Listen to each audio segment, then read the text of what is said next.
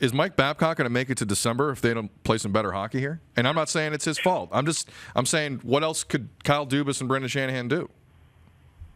Well, I think they need a change, but I think it's too early now to fire the coach because right now, if you look at it from Dubas' perspective, he has to now start looking at self-preservation. Because if you fire the coach now, the microscope's going to shift to Dubas for this year and next year. So I think if they do it in the offseason, it buys them some more time. But they need to make a change because obviously what's going on right now is not working. They're not buying in. They're not responding.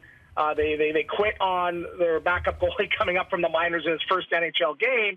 So something has to change. So for me, if I'm Dubas, I got to look at making a move. I got to make a move. I know they have lots of cap constraints right now, but they have to find a way to make a move. But firing Babcock, I think they made that decision based on the summer. Hey, you know what? We're going to give him one more year, see how he does in the first round. Does he get out of the first round? Does he make it to the conference finals? We're going to make a move based on that. I think they're going to stick to the plan. So say what you want about Dubas. He's very calculated.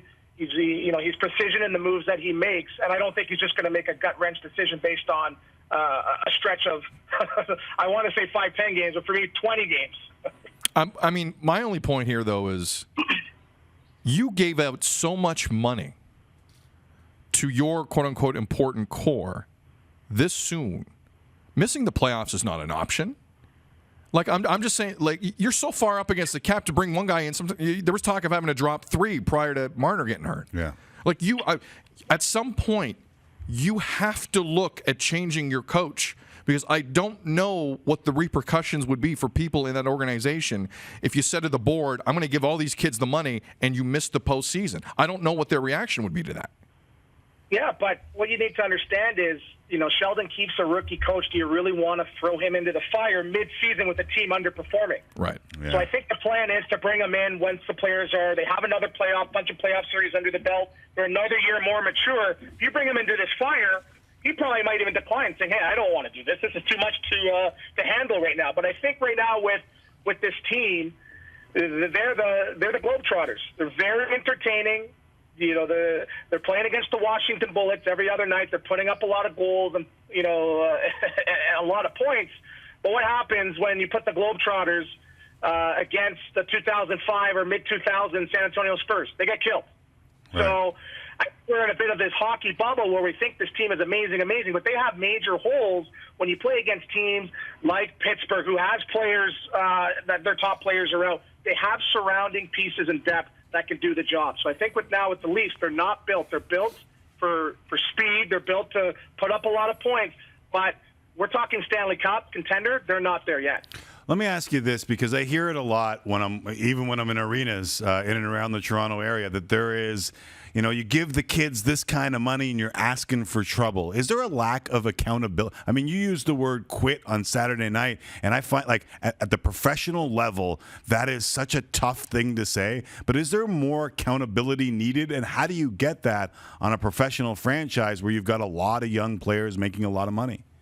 Yeah, there has to be a little bit more accountability. Florida gave me a $800,000 signing bonus. I went crazy. I spent it all, but you have to learn to be a pro. And what people don't understand is these guys are in their 3rd, 4th, 5th years here, and they're the main focus of this team. They're the star players.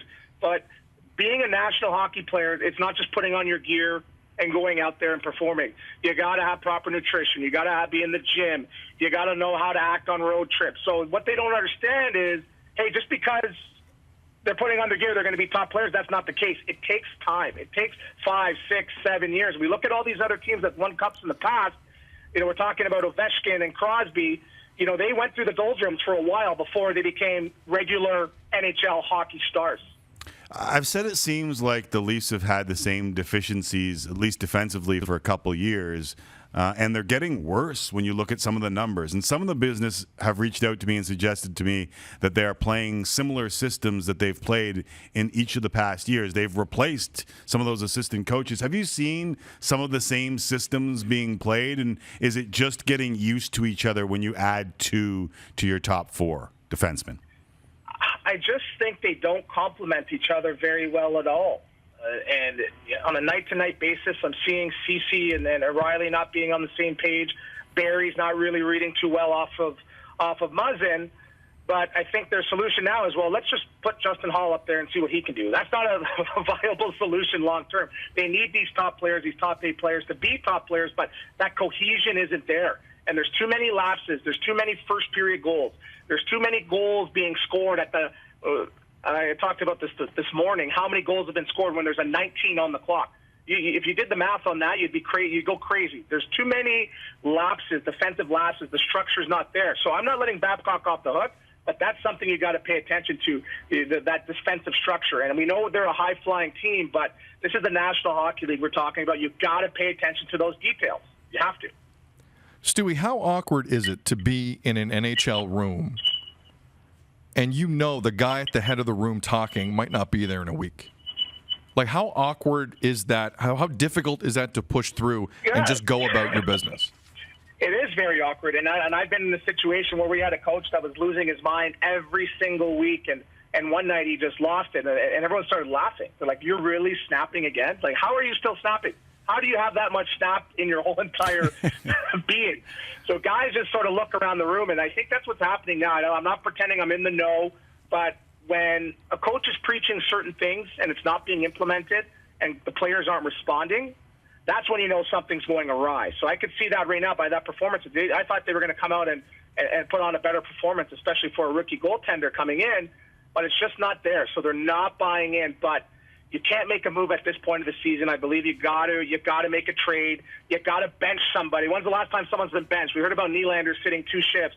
Someone needs to go eat some popcorn and a hot dog in the stands for a game to really send a message to this group. But for now, it's status quo. They're still getting their paychecks every 2 weeks. Nothing's really changing, so I think they're just going to keep playing the same way.